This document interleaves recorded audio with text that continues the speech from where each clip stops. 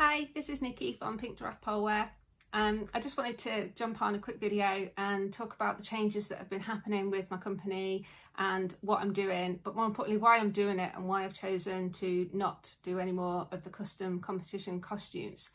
I absolutely love making the costumes. I've been a part of the polewear community making costumes for about 3 years now. And it's been absolutely wonderful. The people that I've met have been amazing. The support is just outstanding. I love the pole community, the way everybody comes together, supports each other, bigs each other up. There's very, very little bitchiness. And so it's been a really pleasant environment to work in, and I've really enjoyed it. And I don't want to leave. As some of you know, I've got MS, I'm in a wheelchair, and I can't do the physical things that I used to be able to do. I have been making the costumes and managing, but over the years it's getting harder and harder.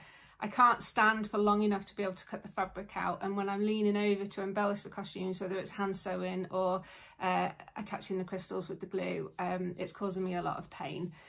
And the fatigue is pretty bad with MS, so I'm having to rest for more time than I'm actually making costumes, which means I can't really keep up with the demand of the costumes that people would like me to make.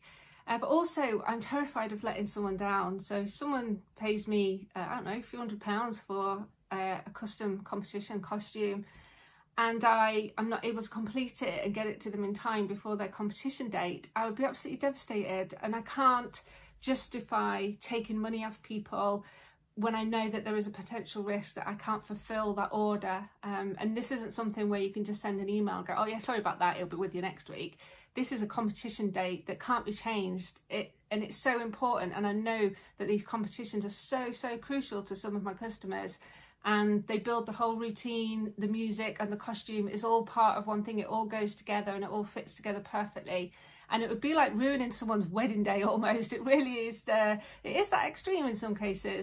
So yeah, I don't want to let any customers down. If someone pays me money for a costume and I can't deliver it, that's not fair of me to take that money and then just say, oh sorry, I'm not well enough to do it. And I'm not prepared to put anyone in that position where I could risk ruining their competition day. It's too important, so I don't want to do that.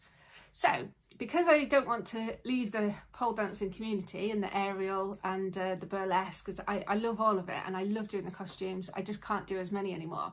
I still want to be a part of the business and I still want to work, I still want to do something. So I've had the idea of teaching other people how to embellish their costumes, how to even make costumes if that's what they want to learn.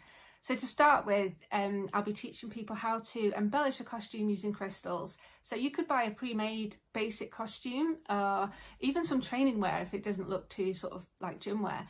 If it looks good enough for a competition, maybe if it's just one solid colour, that would be quite nice. And I could show you the techniques needed to add crystals to it to make it look like an amazing sparkly competition costume. So I've started a Facebook group called the Sparkly Club, and there's an email list as well. It's best if you sign up for the email list so that you don't miss anything, but the Facebook group is a great way to have chats whenever you want to ask a quick question. If you've been watching one of my videos on how to do something, or if you've read one of my blog posts, then you can pop in the group. If you say, oh, that bit where you did such and such, I'm just not quite sure how it goes, or this has happened with my glue and I don't know what to do with it, you can pop in that group and I will try and give you some one-to-one advice and help. If I can do, I'll always say if I can't answer your questions, but hopefully I'll be able to help you get started so that you can at least get started with the crystals, get blinging those costumes up and help you get ready for your next competition.